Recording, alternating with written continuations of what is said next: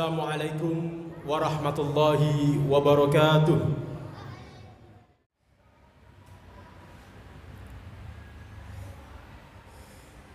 Innal hamdalillah nahmaduhu wa nasta'inuhu wa nastaghfiruh wa na'udzu billahi min shururi anfusina wa min sayyiati a'malina. May yahdihillahu fala mudilla lahu wa man yudlil fala hadiya lahu. Asyhadu an la ilaha illallah wahdahu la syarika lah wa asyhadu anna Muhammadan abduhu wa rasuluhu la nabiyya wa la rasula ba'da. Allahumma salli wa sallim ala Muhammad wa ala alihi wa sahbihi wa min tabi'ahum bi ihsan ila yaumil qiyamah. Amma ba'd, fa ya ibadallah usini wa iyyakum bittaqwallahi faqad fazal muttaqun. Kama qala ta'ala mudzakiran bidzalika, ya ayyuhalladzina amanu ittaqullaha haqqa tuqatih ittaqullaha haqqa tuqatih wa la tamutunna illa wa antum muslimun.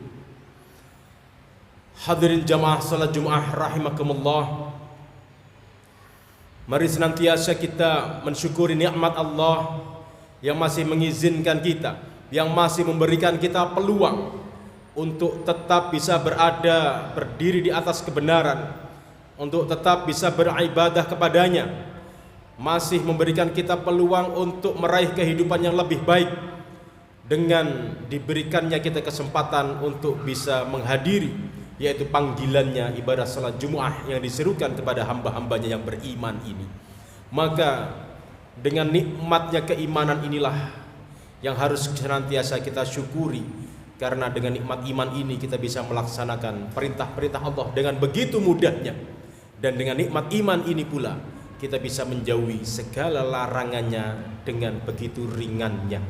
Hadirin jamaah Jumat rahimakumullah, marilah segala nikmat yang diberikan oleh Allah, segala fasilitas hidup ini kita gunakan sebagai sarana untuk meningkatkan takwa kita kepadanya. Karena takwa itulah sebaik-baik bekal dalam hidup kita dan sebaik-baik bekal untuk mempertanggungjawabkan hidup ini di hadapan Allah Subhanahu wa taala.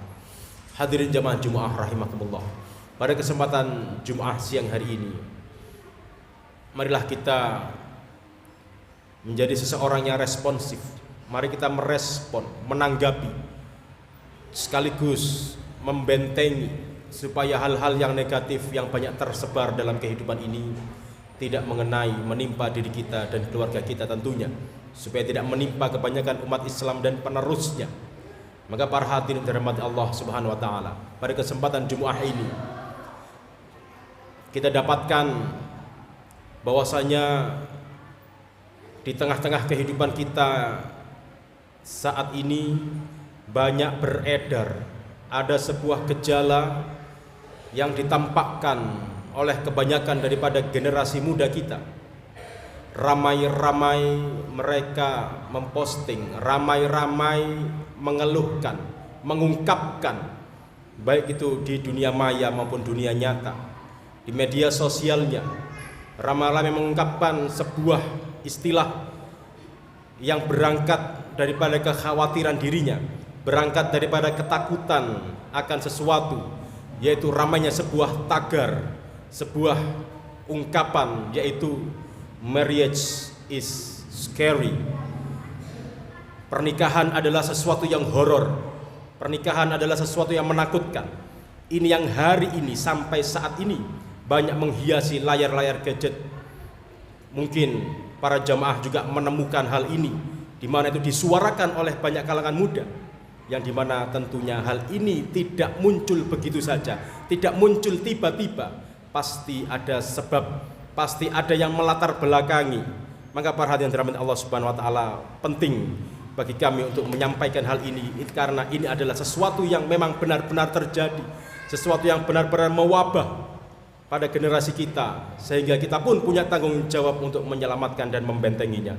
Maka isu marriage is scary ini semakin marak, dipengaruhi oleh banyaknya contoh, banyaknya pemandangan, yaitu bagaimana penampilan-penampilan keluarga-keluarga yang tidak harmonis, yang banyak diangkat juga di media sosial. Maka disitulah generasi muda kita, putra-putri kita di sekitarnya, dalam pergaulannya menyimpulkan, oh berarti kehidupan berkeluarga itu adalah sesuatu yang mengkhawatirkan, sesuatu yang jauh daripada kebahagiaan dan sebagainya. Maka yang dimana ini oleh pengaruh banyaknya postingan-postingan, berita-berita, tampilan-tampilan di layar gadget putra-putri kita, layar gadget masyarakat kita, yaitu bagaimana kehidupan keluarga yang tidak harmonis, kekerasan, perceraian, yang dimana perceraian itu banyak disebabkan bukan karena talak oleh sang suami kepada istrinya, tapi didominasi yaitu kasus gugatan. Dalam hal ini maka kita akui atau tidak betapa banyaknya kaum laki-laki, betapa banyaknya kepala keluarga, seorang suami yang tidak beres dalam melaksanakan amanah menjadi kepala keluarga dan suami. Para hadirin jamaah Jumat rahimakumullah.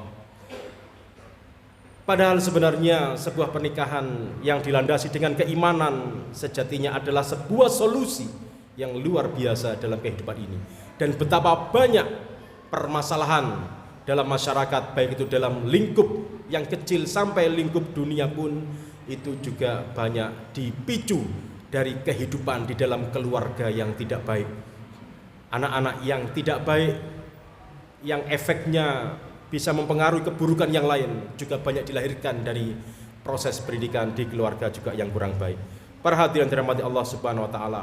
Maka dalam memahami isu ini, pengaruh media sosial dan lingkungan ini tentunya menampilkan citra yang negatif tentang pernikahan.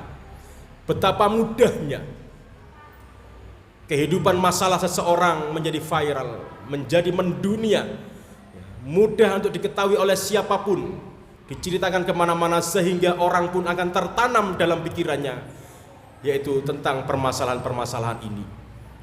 Dengan mudahnya kabar tentang konflik dalam sebuah rumah tangga diketahui oleh orang sebanyak-banyaknya, segala usia, sehingga menyebabkan yaitu pemahaman yang keliru, sehingga banyak orang yang memahami bahwasanya hal-hal yang seharusnya baik itu menjadi buruk.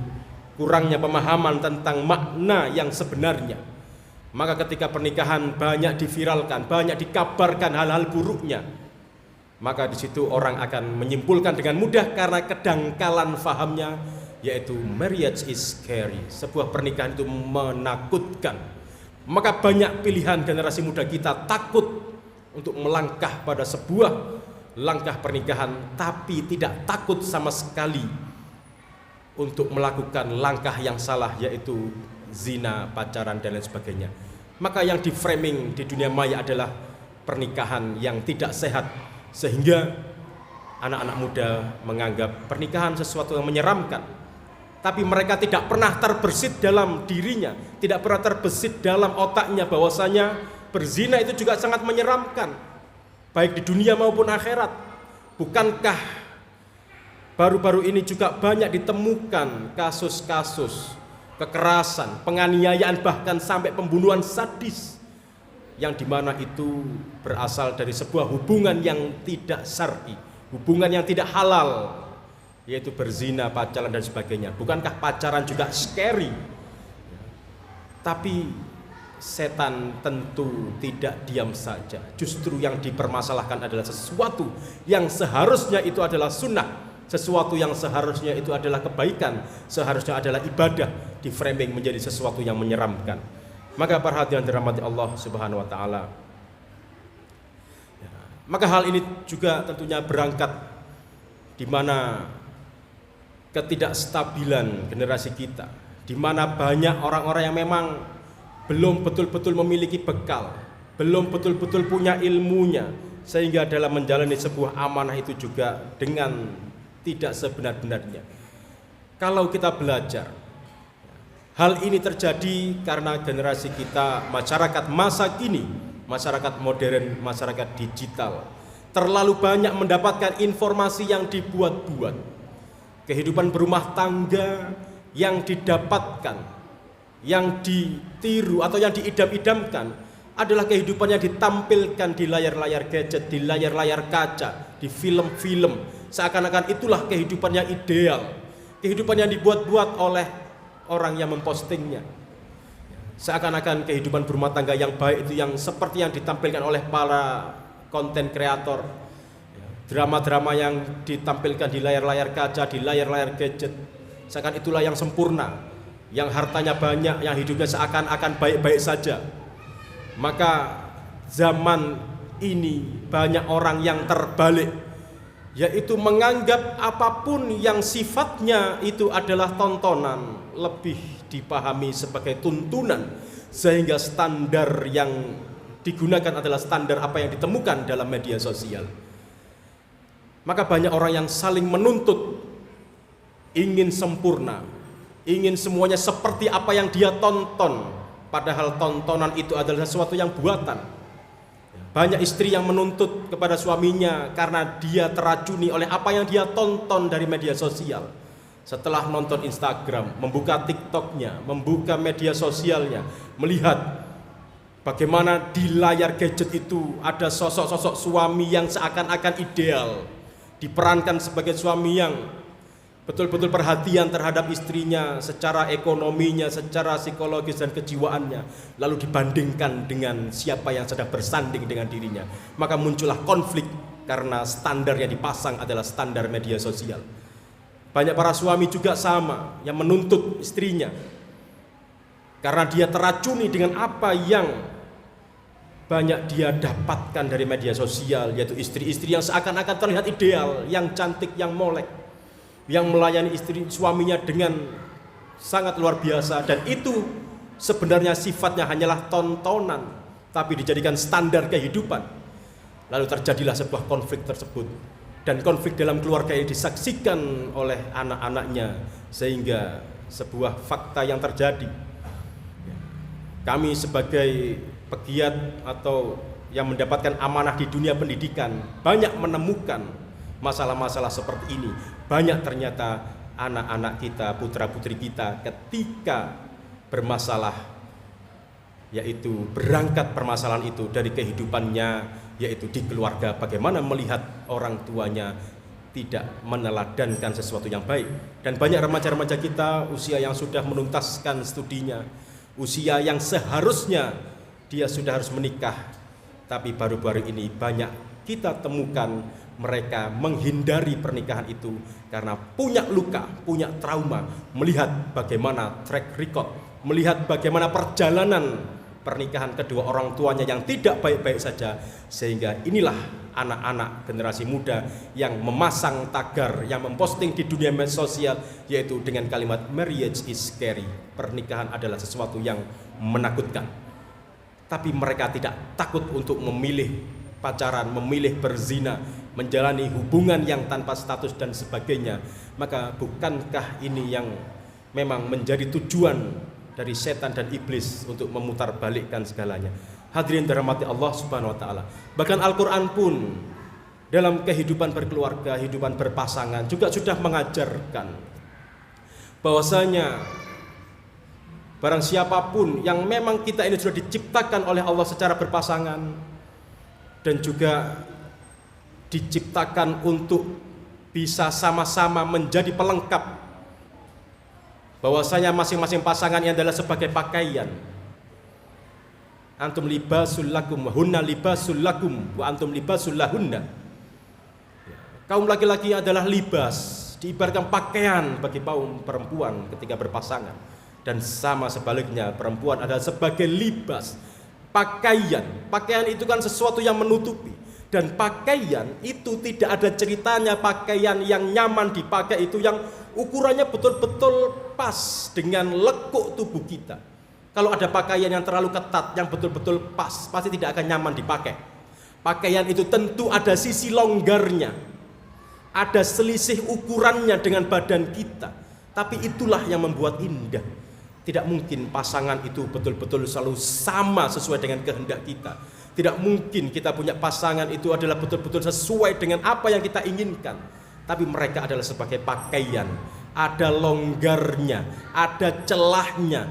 Justru celah dan longgar itulah yang membuat pakaian itu nyaman digunakan dan tentunya menjadikan unsur keindahan yang bisa menutupi aib-aib yang ada dalam tubuh kita.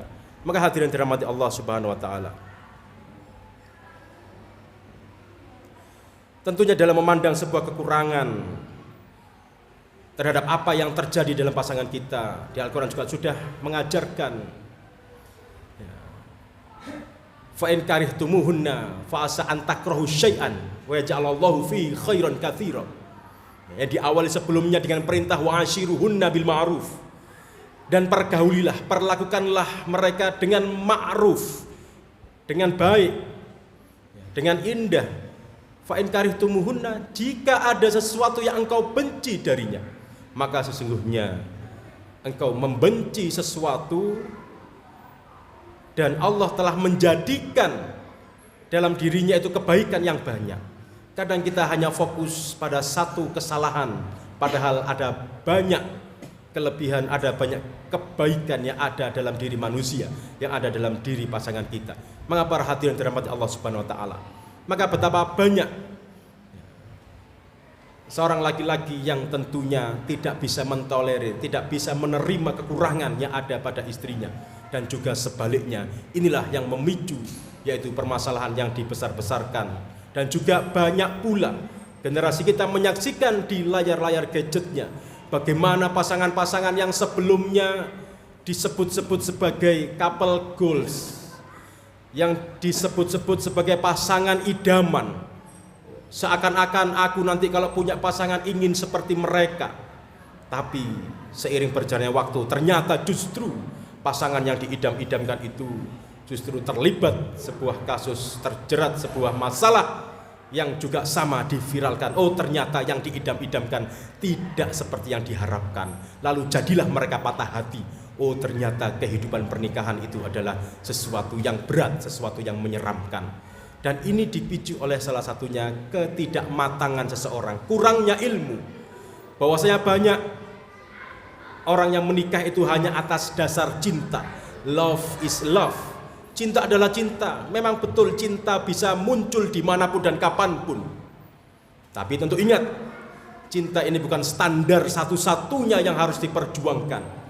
Hanya karena cinta lalu berusaha untuk menghalalkan, ini yang menjadi banyak masalah. Tidak disiapkan dengan ilmu terlebih dahulu, tidak dipahamkan dengan syariat terlebih dahulu.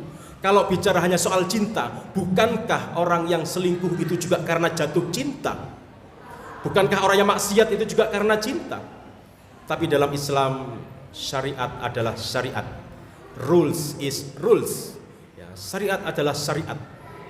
Kehidupan berpasangan harus berlandaskan dengan perintah Allah Subhanahu wa taala, landasan ibadah, landasan keimanan. Maka ketika Allah sudah menganugerahkan sebuah anugerah pernikahan yang berangkat dari sebuah keimanan, maka orang yang menikah, yang hidup berpasangan atas dasar iman, maka dia tidak akan berani untuk melanggar apa yang dilarang oleh Allah Subhanahu wa taala. Kalaupun ada kebaikan dalam kehidupannya berpasangan, maka akan semakin indah hal tersebut, kebaikan yang menuju kepada ridhonya Allah.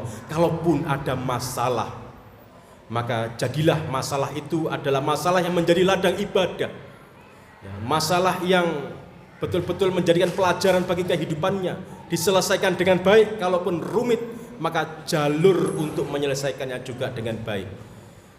Bukankah Al-Quran juga sudah memberikan berbagai contoh? Ya, kalaupun sosok keluarga ideal yang ditampilkan di layar-layar gadget kita, yang dimana itu adalah settingan buatan, semuanya tampak sempurna menurut standar manusia, tapi Al-Quran telah memberikan sesuatu yang sangat realistis. Apa yang dikisahkan dalam Al-Quran, dalam kisah-kisah berpasangan, kisah berkeluarga, itu adalah kisah yang sangat realistis. Bagaimana seorang Ibrahim, seorang nabi, juga mendapatkan ujian, yaitu dalam perolehan keturunan. Bagaimana seorang Nabi Nuh harus menjalani sebuah kisah pernikahan yang tidak dipatuhi oleh istrinya sendiri dalam ajakan dakwahnya. Nabi Lut juga sama. Tapi apakah ini menjadi sesuatu yang sama-sama menimbulkan masalah? Ada seorang istri yang dijamin surga, seorang Asia, tapi dia harus bersuamikan seorang Fir'aun. Tapi mereka semua yang dikisahkan dalam Al-Quran, inilah kehidupan yang ideal yang seharusnya, yaitu apapun masalahnya, tetap tujuannya adalah betul-betul mengharap ridhonya Allah.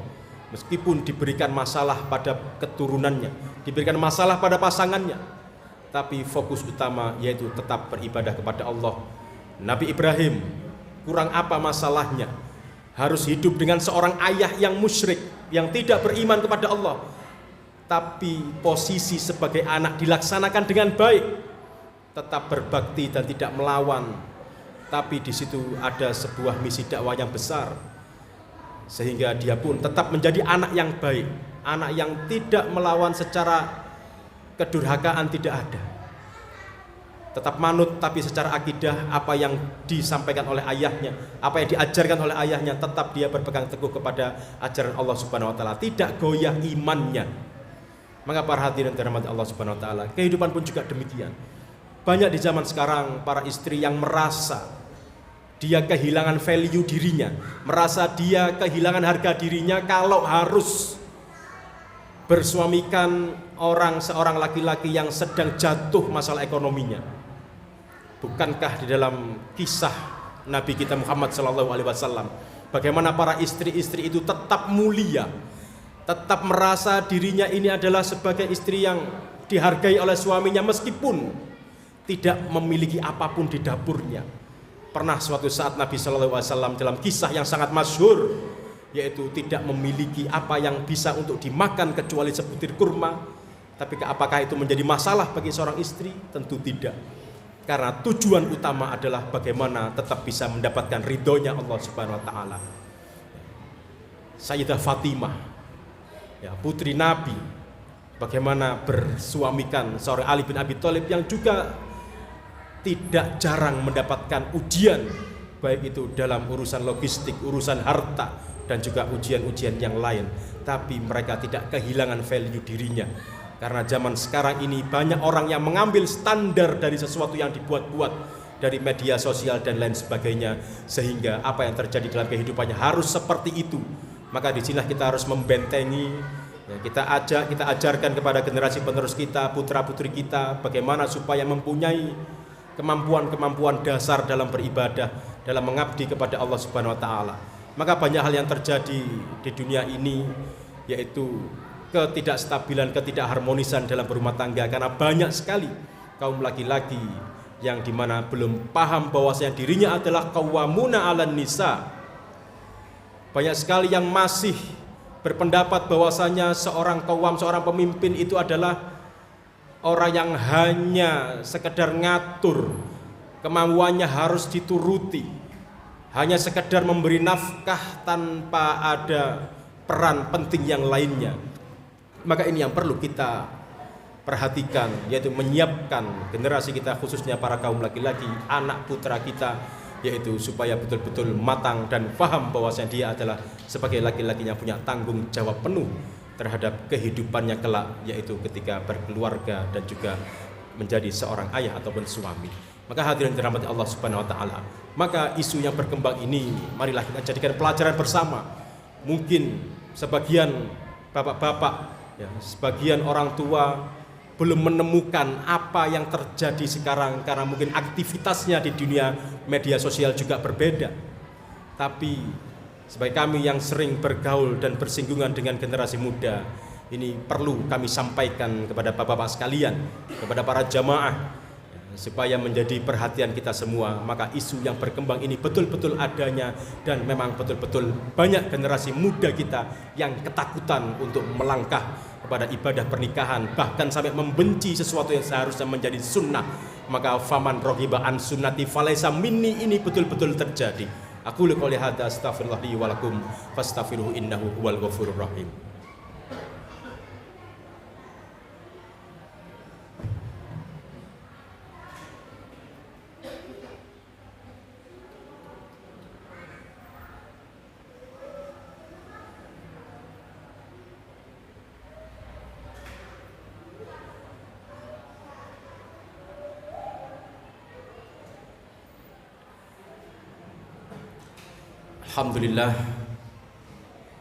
Alhamdulillahirabbil alamin, bihi nasta'inu ala umuri dunya waddin. Salatan wassalaman ala rasulillahin nabiyil karim wa ala alihi washabihi ajma'in, amma ba'd. Fi ibadallah usini wa iyyakum bi taqwallahi faqad fazal muttaqun. Para hadirin dirahmati Allah Subhanahu wa taala, maka marilah di dalam kehidupan kita yang semakin hari semakin diuji oleh Allah Subhanahu wa taala, kita sadari bahwasanya tidak ada kehidupan itu yang baik-baik saja. Semuanya pasti akan mendapatkan ujian dari Allah Subhanahu wa taala. Ahasiban nas ayyutraku ayyaqulu amanna wa hum la yuftanun. Justru ketika seseorang itu sudah menyatakan keimanannya, maka dia akan diberi fitnah oleh Allah Subhanahu wa taala, diberikan ujian. Maka dengan ujian yang ada, kita jadikan sebagai sarana untuk semakin mendekatkan diri kita kepada Allah.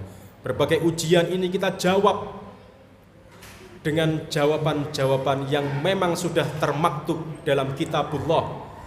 Jangan sampai kita menghadapi ujian ini dengan jawaban yang kita karang sendiri, dengan jawaban yang kita kira-kira sendiri, tapi perlu kita menuntut ilmu, menggali informasi bagaimana cara menjawab ujian-ujian di dunia ini yang sesuai dengan kunci jawaban yang disiapkan oleh Allah, yaitu dalam Al-Quran dan juga sunnah yang disampaikan oleh Rasulnya Shallallahu Alaihi Wasallam. Maka kita bermunajat kepada Allah Subhanahu Wa Taala, semoga kita dijadikan orang-orang yang betul-betul bisa mengemban sebuah amanah, yaitu ku anfusakum wa ahlikum nar, menjauhkan diri kita dan keluarga kita dari api neraka, sehingga kita sebagai kaum laki-laki, sebagai kepala keluarga, sebagai suami bisa tetap mendapatkan kekuatan dari Allah untuk menjadi kawam yang selalu melindungi, yang selalu menyelamatkan siapapun yang ada di bawah tanggung jawab kita, yaitu selamat dari api neraka. A'udzubillahi minasyaitonirrajim. Bismillahirrahmanirrahim. Innallaha wa malaikatahu yusholluna 'alan nabi. Ya ayyuhalladzina amanu shallu 'alaihi wa sallimu taslima. Allahumma shalli 'ala Muhammad wa 'ala ali Muhammad kama shallaita 'ala Ibrahim wa 'ala ali Ibrahim innaka Hamidum Majid. Walhamdulillahi rabbil alamin. Hamdan yuafi ni'amahu wa yukafi mazida. Ya Rabbana lakal hamdu li jalali wajhikal karim wa 'azimi sultanik. Allahumma ighfir lil muslimina wal muslimat wal mu'minina wal mu'minat al ahya'i minhum wal amwat. Allahumma anta rabbuna la ilaha illa anta khalaqtana wa nahnu 'ibaduka wa nahnu 'ala ahdika wa wa'dika mastata'na. Na'udzubika min syururi ma sana'na wa nabu'u laka bi ni'matika 'alaina wa nabu'u bi dzunubina faghfir lana fa innahu la yaghfiru dzunuba illa anta. Rabbana hab lana min azwajina wa dzurriyyatina qurrata a'yun waj'alna lil muttaqina imama. Rabbana ij'alna muqimis shalah wa min dzurriyyatina rabbana wa taqabbal du'a. Rabbana atina fid dunya hasanah wa fil akhirati hasanah wa qina adzaban nar. Walhamdulillahirabbil alamin. Aqimus shalah.